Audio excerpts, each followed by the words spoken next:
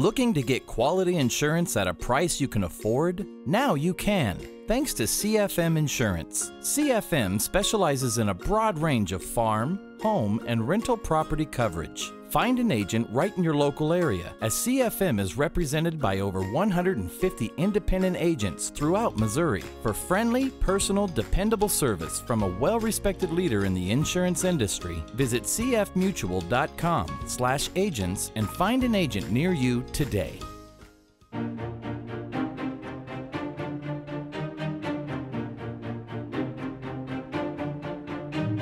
Welcome to This Week in Missouri Politics. 4 weeks of the election. We are going to jump right into the show because we are joined by a man that some folks are calling the next big thing in the Missouri Democratic Party.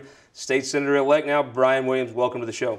Thank you, Scott. I'm excited to be here. So our viewers got to look at you during the debate, during the primary. Now I got to ask, you're a young guy, fresh face on the political scene, representing what will be University City area in North County, St. Louis. How did you win, and what was the mood of the people? Well, Scott, I mean, it's simply, I knocked on a lot of doors, but I think the biggest thing that we did was worked extremely hard to create a distinction between myself and the other two candidates. It was imperative that we contacted voters and made sure that we touched on issues. Voters, you know, they care about simple things, making sure that their families are safe, their kids are getting quality education. You know, the property value for their homes are either maintaining or increasing. So it was all about just creating a message that enhanced the quality of life for everyday residents and people like myself. So you're fresh off the doors. Give me a glimpse into the political climate of U.S. Senate race, state auditor's race under that on the ballot. When you're not, your district is a Democrat district, no question. It's kind of about turnout. Do you see a climate to where whatever number Claire McCaskill needs out of your state Senate district, she gets in that, gets as, not whether they vote for her, but does she get the right turnout to win? Well, I had a great conversation with Claire McCaskill, and I'm confident from that conversation that she understands exactly what she needs to do. I made a commitment as well to her that I would work extremely hard, not only in my district, but throughout St. Louis to ensure that she's successful in November. I had an opportunity as a congressional staffer to work with her office, and I understood how difficult it was for Claire to navigate through the Senate for a state like Missouri, where you have cities like Kansas City and St. Louis that is far more progressive in some ways than the rest of the state, but she still figured out how to be a champion. So I'm confident she'll be fine in November, and we'll be 100% with her. I think you can look for, like my hometown, down the Boot Hill. They may be for Josh Hawley. I'm not sure that people are just anti-Claire McCaskill. Well, I don't think people are anti-Claire McCaskill, because if they were, she wouldn't be here at this point. But I do think that she's going to have to continue to work hard, continue to create a message that's going to resonate with voters. I think she's going to do it. I don't know much about Josh Hawley, but I do know Claire McCaskill, and she's always been a fighter, and I'm confident she'll be strong on election day. Issue that we're going to talk about next on the Opinion Maker panel, Clean Missouri. If you're a Republican, for the most part, you think it's a gerrymandering scheme. If you're a Democrat, for the most part, you think it brings some much-needed reforms to the state. I think most folks feel like the ethics changes are either they don't matter or they're good. The actual way they redraw the districts is an interesting concept. I think you tip your hat to a lot of the folks behind it. It seems like a thing that's picked up some energy and is probably well thought out, especially if you're maybe from the Democratic side. Do people know what it is? And if they don't know what it is, isn't everyone for a clean Missouri? Well, I'll tell you what, just based off the language, everyday person, they're going to see opportunities for ethics reform, transparent government, contribution limits. Coming from the federal government, those are things that I was always familiar with. So when I decided to run for state Senate, I was already accustomed to campaign finance limits. I always felt like government should be transparent. So it's not a big deal to me, but I will tell you this. It's going to be imperative that the General Assembly has a conversation around this. And I think it's been something that's been held to the wayside for far too long. So if it doesn't pass, or if it does, I think it's a conversation that has to be at the forefront next session. So you mentioned being a congressional staffer a couple of times. That's from Congressman Clay, one of the most historic names in not just Missouri politics, but Missouri period. Tell me what that was like working for someone like Congressman Clay and how you're able to transfer that that history of public service in a chamber that Congressman Clay once served in. Absolutely. So there's a nexus between us two, being the first African American elected to the Missouri State Senate in almost 20 years, and I think the last senator to serve was Representative Clay. It was a great experience. I came on as an intern. I worked extremely hard.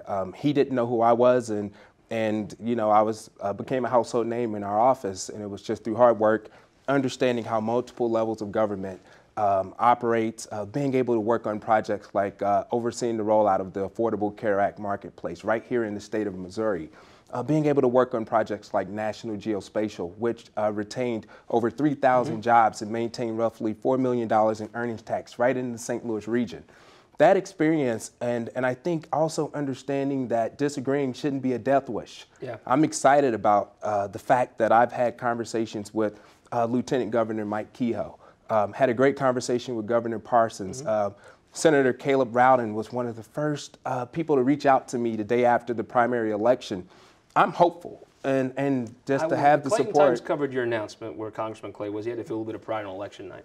Absolutely. I mean, I was proud to have his support, but you know, one thing that I had to make clear was that he understood that I had to go out and create a message on my own. And he made it very clear to me that his popularity is not guaranteed to transfer over to myself. And that's something I went into understanding when I decided to run for state senate. I saw something that looked mature at veto session. I saw a person that ran against you, Representative Joe Adams, who was there serving his last official days, as far as we know, at veto session. You and him were walking around talking together, and I thought that is that's kind of what you want out of leaders, is they can after they run a campaign, it looked like he was giving you his thoughts, and it certainly looked like the two of you were talking about things that mattered to the district you both live in. Well, I'll tell you this. I take my hat off to Representative Adams as well as Representative Pace. They ran spirited campaigns. I'm excited to continue to work with them. They both were friends prior to the primary election. When I decided to run for state senate, Scott, it was simply just to give voters a quality option on election day. I'm confident that they're both to be involved. They love this community, the state, just like I do, and I'm sure that we'll be fine. But, you know, unfortunately, campaigns is the prerequisite to doing what I want to do, and that's make the state and region better as the next state senator. It was nice to see. I saw it across the rotunda at veto session where there was no animus. It looked like you both were talking about to serve. Let's talk about the chamber you're going in the Missouri State Senate. Right now, Democrats are a decided superminority. I guess it's roughly 24-10. You've actually been on the out campaigning, meeting some of your would-be colleagues and some of your colleagues. Can you win a place like St. Joseph? Can you win a place like Jefferson County as a Democrat right now with this electoral climate? Well, I can tell you what, as a candidate that was 25 points down in the poll, I think anything's possible. I had a great conversation with Martin Rucker. I think he's a great candidate. I think he's running a very strong campaign. I've been hearing what's happening on the ground. I'm hearing of a poll of him being up. I think he has a really good shot, and I think he'll be a great asset to the state senate. Down in Jefferson County, I've also been in contact with Bob Butler. I think he's running a great campaign. I think anything's possible in this state, but it's going to come down to who's going to work the hardest and who's going to get their message out to voters. And I think right now in this political climate, voters are excited about a voice that they feel like it's going to make their quality of life better, Scott. And if those candidates can do that, I think they're going to be successful. We have a few viewers down in Jefferson County. I actually ran in at the ball game, or at patios, because I'm a patios guy. When I went to the ball game, the president of Jefferson County College had a folks in his neighborhood that maybe voted against right to work. Now they have a decision coming up in November. What do you say to that guy as a 35-year-old fresh face of the party with a lot of people have a lot of high hopes for? How do you communicate that guy to vote Democrat? Well, simply, you know, when I ran, I didn't make it about partisan politics. I used to joke, but I was very serious on the campaign trail. I would say politics is the only occupation where you can make a decision to disagree with your colleagues and still have a job. We have to get back to the basics of this country, and that's simply making sure folks have jobs, making sure that folks are getting quality education. We have an informed and educated workforce. And I think that resonates with folks, and that's not a Republican or Democrat issue. That's a quality of life issue. And if those candidates are doing that, but also as a Democrat, I made it a conscious decision to not apply a litmus test to candidates and say, hey, you have to speak the language of the folks that you represent. And if they do that, I think that voters are going to vote, they're conscious, and not really get caught up in the gridlock of partisan politics. And you're lucky enough, if you get off track, it won't just be your district, it'll be Lindsay that boxes you back in line, right? Yes, sir. I want to thank you very much. Congratulations on the win. We are very excited to cover you during your time in the state senate. We hope you'll come back and talk about some of the issues that confront you on This Week in Missouri Politics. I'll definitely be back, and thank you for having me, Scott. We'll be right back with our Opinion Maker panel. The sharpest tongue and the sharpest Twitter account in the Missouri Republican Party, Greg Keller, joins the panel after this.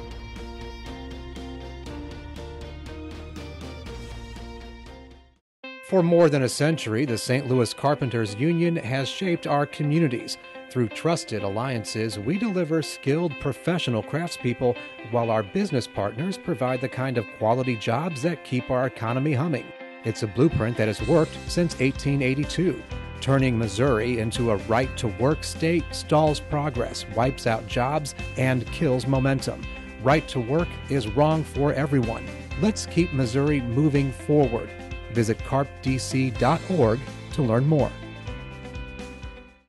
All across Missouri, our new car and truck dealers are building strong local economies. When you buy a car or truck in Missouri, you're helping to support over 20,000 Missouri families who rely on the auto industry for good-paying local jobs. You're also helping fund our communities, schools, first responders, and our roads because dealers generate millions of dollars in tax revenue. Missouri's automobile dealers have been the foundation of our communities for generations and for generations to come.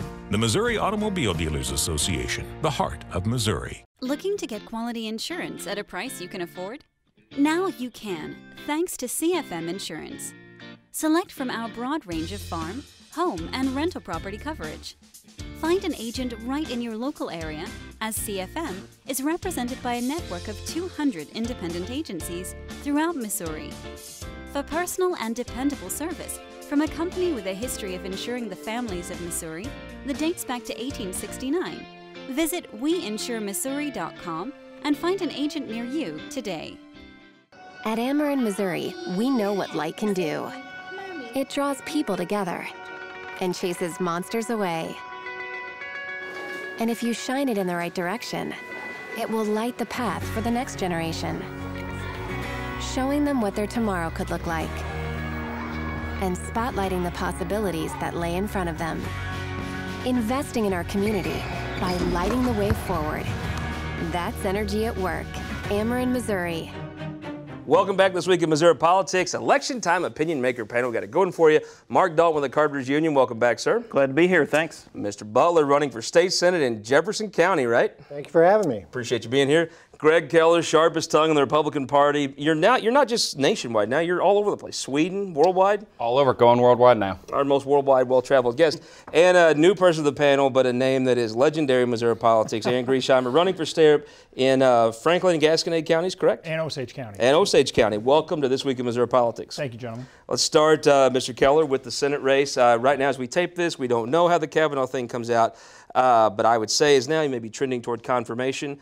People think that's good for Republicans. It probably is, but it would be a bonanza if he doesn't get confirmed, right? Yeah, I mean, the Democrat Party has really imploded over this entire Kavanaugh thing. We've been seeing numbers coming out of U.S. Senate campaigns all over the country. Democrat candidates are tanking, and it's because not just Republicans are getting fired up about the way that Kavanaugh has been treated and the lies that the entire Democrat Party establishment has been telling about him, but not only are Republicans getting excited, but independents are being turned off in a huge way. So Heidi Heitkamp from North Dakota is now going to lose.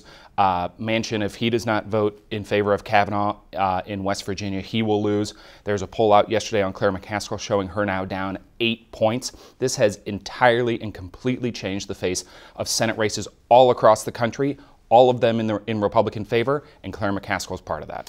I mean, you're actually knocking on doors, talking to folks. Does this start to register with just people that are maybe passively involved in politics? Absolutely. I can tell you for a fact that I've knocked on doors and people are watching the Senate or the Supreme Court hearing, and people are getting turned off, just like what you said, and people are getting enthusiastic about voting for this U.S. Senate race because they realize how important it is now. And I think the whole the Supreme Court hearing now has just kind of shined a light on why this U.S. Senate race is so important. Well, Dalton, you have one of the best perspectives on state politics of anybody we have on the show. I don't think it's good for Democrats if this is in Missouri is a referendum on the Supreme Court. No, right. I think, I think in 30 days we're going to see who prevails. I think both sides are fired up, whether it gets confirmed or not. I think we're going to see, a high turnout for this race come November. So I had a person that's now a state senator loan me this movie called Idiocracy. Seems like we live that sometimes. I think the fact that this is being done at the 1st of October, not the end of October, people in our news cycle may have 10 more things after this vote to think about that may distract their attention. Well, I think we've seen it ever since the 2016 election when Trump got in there. We've seen the polls when you're mentioning now there's polls that show Claire down by 8. I mean, a couple tweets, Claire could be up by 8 in 2 days. Who knows? You're actually out talking to people in Jefferson County, the absolute most swing county in the state of Missouri. They like Trump. They like labor unions. How does this affect that push-pull that you're dealing with running for office? Well, I mean, you know, I'm not seeing this big push against Claire right now. Claire's the top of the ticket. She's doing well in this ticket. But, you know, in Jefferson County, we beat Right to Work for 78%. And what I see when I'm out there is I see people that are upset about that. They know the job's not done. We got some anti-labor state representatives. Dan Shaw, Rob Viscovo have been terrible in labor. Paul Wieland as well. I mean, he's 5 out of 8 times he's voted against labor, and in the last 2 years, you know, paycheck deception. He's voted against prevailing wage laws. He's voted against minimum wage. People are upset about that. We're a working family community, and that's the issue they're most concerned with. So on this, if the Democrat Party called you and said, hey, what's best for you in Jefferson County, you want Kavanaugh confirmed, right? Just off the table. I mean, I want the issue off the table. Yeah. Okay, but whether that's best for us as a country or not, that's an issue for Claire to deal with. Two different things. All right, here's a prediction. A lot of these predictions we ask is going to be like 6 months from now before we know if they're true. This prediction, we're going to know probably by the time this airs. So when people are watching this, is Brett Kavanaugh a Supreme Court justice? I think so. Is he a Supreme Court justice by the time folks are watching this Sunday morning? Yes. Yes, and he'll get at least 52 votes.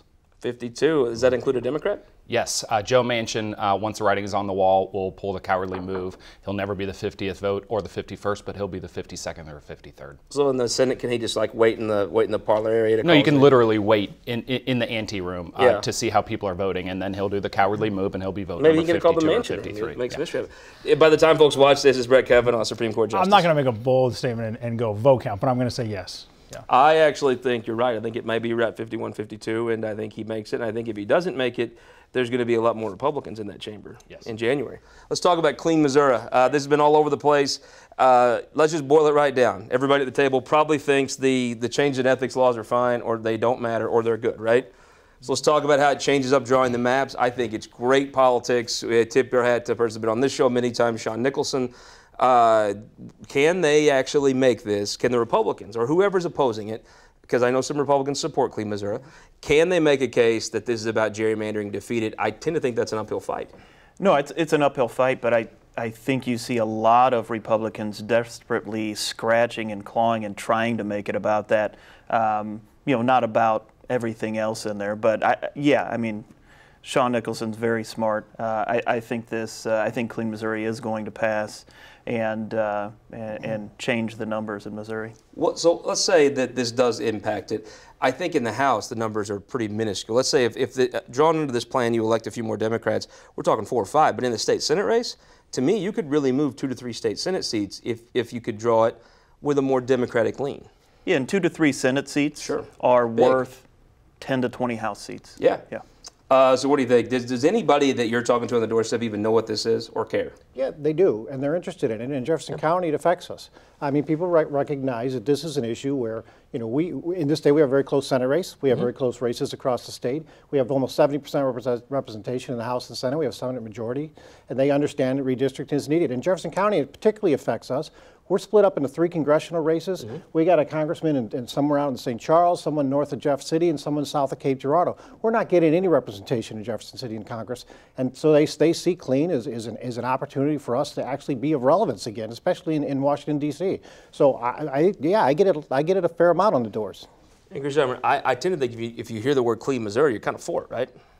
I'm not necessarily in favor of Clean Missouri. I think because the problem that I have with it is we're taking a nonpartisan issue of redrawing the districts and we're giving it to somebody who runs for a partisan position, and of all people, the state auditor. And I think we can all agree, you know, the state auditor's position is a Democrat. And so the problem is, why are we taking that role away from the person who in Missouri is in charge of our state elections, the Secretary of State? That's the problem that I have. I think if you're former Senator Jane Cunningham, you have a legitimate reason to be angry about redistricting. Your district was drawn pretty much out of existence, and I can understand that. I'm not sure that if you draw the districts fairly, the Democrats just happen to live, since your family's been in office, in very condensed areas right on the state line. It's more of a geography thing than a gerrymandering thing. Yeah, you know, I've seen some preliminary drawings, and I mean, it makes you want to bang your head against a wall. I mean, just some of the way the lines would be drawn. Well, those were drawn by people that aren't a fan of the plan, though, right? Well, yes, but the individual that drew those plans was nonpartisan, though. Greg Keller, you might be Missouri's top representative in national strategy. How do you explain to somebody what this is and skip over the things they're probably for and bring them into something where you try to convince them against it? It seems like this thing's heading toward passing. It's politics at its worst. It's a cynical power grab. Democrats in Jefferson City, deservedly so, are on the wrong side of supermajorities in both the House and the Senate. Deservedly so, because as a party, they're a complete dumpster fire here in Missouri. They have not a single elective statewide office with the exception of one. So they go and they get their largest national donor, George Soros, who made billions and billions of dollars bankrupting Asian and English pensioners. That's how he made his billions of dollars. They take money from him. They're running the campaign here in Missouri to run this. And oh yeah, by the way, it just magically, it's paid for by a Democrat donor. The campaign is run by Democrat operatives, and magically they're going to put all the power for drawing these districts into the hand of who? The only elected statewide Democrat in the state. Mistaken, though, did we get an election coming up that's going to elect that state auditor? I guess the Republicans are conceding that seat. We don't know what's going to happen. We don't know who's going to be in that state auditor's office in 2 years. How, she may be the governor in 2 years. Who knows? We don't know who's going to be in that state auditor position. So to partisanize this by trying to say it's Democrats just trying to put a Democrat in office, it's just the Republicans who don't like it, who want to keep their 2/3 majority, trying to make it a partisan issue. Paid for by Democrats, run by Democrats, benefiting Democrats, putting more power in the hand of Democrats. Sounds like a Democrat ploy to me. And opposed by Republicans because they want to keep their unreasonably and unjust 2/3 majorities. You guys have been getting smoked for years now, and you're having to deal with the reality of that. I think the reality, though, is you have to look at who the donors are of Clean Missouri. And I think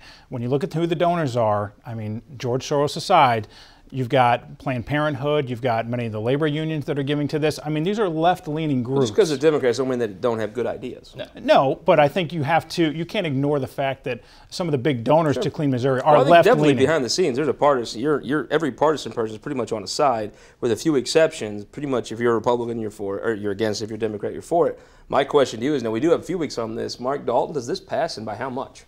I think it passes. Probably at least 60-40. 60-40. Yeah, I'm going to go with that. Well, what's it do in your district? That's an interesting thing to me. Again, as I said before, this is a district where, we have 3 congressional seats in Jefferson County. Does that hit home? And yeah, you're represented by Dick Gephardt forever, too. I think that's people think back to that time as maybe a little bit better time of being represented by 3 people that aren't from there. Yeah, I mean, we're fractured. You don't see any sign. You don't see any congressional signs in our seat because Jefferson County is irrelevant in Congress right now. What's the spread? I'm going to give Missouri voters a little bit more credit than you guys are. I think they're going to figure this out, Amendment 1, for what it is, which is a cynical Democrat power ploy, and it's going to go down in Missouri. Greg Keller, when a big donor calls you and asks them to put money behind this, do you think you can convince them to do it, and will they do it? I would be more than happy to tell a donor that there are many places they could spend their money, including against Amendment 1. Will it pass? Yes, it will. I think it passes, too. I don't 60-40. It depends on the answer to that donor's question when they're talking to Greg, if it's 52-48, 50, but I think it's heading toward passing as well. Another thing, minimum wage. Minimum wage thing seems to be picking up steam. People, even in Republican states, when they get to vote for a minimum wage, vote for it. Right. What's happening with that here in Missouri? I think you're going to see the same thing. I've conducted a lot of polling, a lot of House districts across the state have yet to come across one House district or Senate district where the minimum wage is underwater. So I think that passes as well. When these come on the ballot, they pass a lot, oftentimes. Jefferson County seems like the perfect place, more conservative county, but they still probably vote to increase the minimum wage. 78% against Prop A. These people are working class, hard working. Are those the same issues? They're very close. People who are labor people understand the issue of making a living wage, and they see this as a step in that direction. Franklin County seems like a place that folks would vote for a minimum wage increase while voting Republican. Is that the case? I got to think that the minimum wage will probably pass. Personally, I'm not in favor of the way they're wanting to do it. I think we've turned the minimum wage into something, we're calling it a living wage. I mean, it was established, this is something that, we're talking about high schoolers working at McDonald's, and I'm just going to use that as an example, working at McDonald's as a starting wage, and that was always the stepping stone to working a career. And I always tell people, just be mindful that Business Economics 101, if you've got the salaries that increase, you're going to have inflation coming right up behind it. And so we're constantly playing cat and mouse. Greg Keller, does this pass?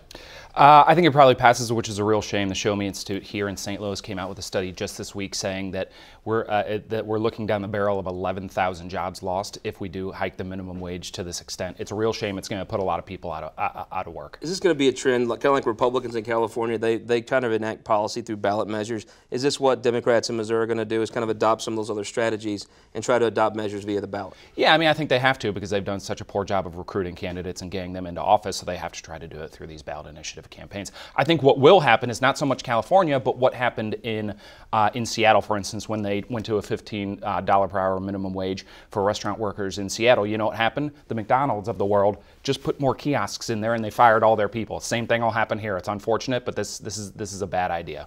Can't let you go before I ask you. You're in one of the top Senate races in the state of Missouri right now in Jefferson County. So we know what issues are talked about big time. Is there issues? Give me school funding. Is there another issue that we're not talking about on this show and other shows that it actually matters in a big race like you're in? Yeah, healthcare. Healthcare is a big issue. You know, Missouri has refused to accept these federally matching dollars. It's been hundreds of millions of dollars. That affects people in Jefferson County. They're in a donut hole. They make too much to get any sort of assistance, and they don't make enough to qualify for that private insurance. That's hurting them. We have an opioid problem in there. That's a healthcare issue. And until we take it serious and we start addressing it, we're going to have a lot of problems. I get asked about that, and I get asked about school funding. This cut in transportation costs is taking money. That's particularly hurtful to Jefferson County. I rode the yellow dog 45 minutes one way. I know about school funding. Mardong, real quick here. Give me the prediction. What is the change in the Senate, in the Missouri Senate next year? I think Democrats will pick up 2 seats. 2? What does this look like? Republicans plus 2. 2? Plus 2? 1. I'm going to say 1. I'm sticking with 1. Okay. With a minute left, who won the week? Jason Kander. I applaud Jason Kander for coming out, thinking, you know, with PTSD, it's a very serious issue. He's got to take care of himself and, you know, and his family as well. So I applaud Jason Kander for bringing attention to this serious issue.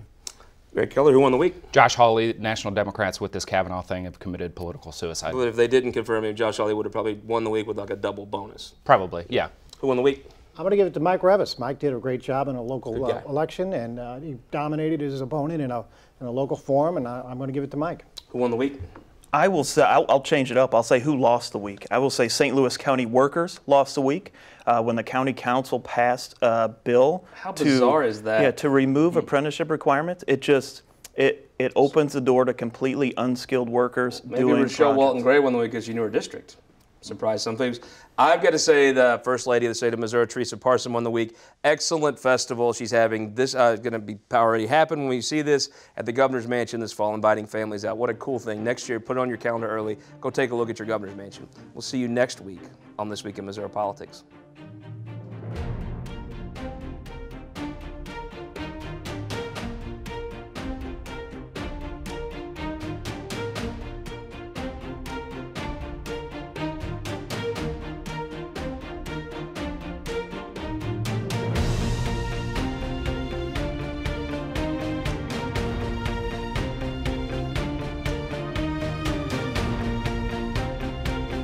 This Week in Missouri Politics, sponsored by CFM Insurance, the Missouri Association of Career Fire Protection Districts, Spire, and Sterling Bank.